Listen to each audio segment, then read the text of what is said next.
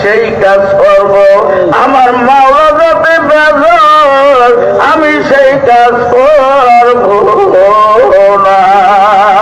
আমার দয়ার মাওলা এমন মাওলা, আহারে আমার মাওলা যখন ইন্তেকালের সময় এসে যাইবে, আল্লাহ যখন কেউ থাকবে না তখন সঙ্গী হবে আমার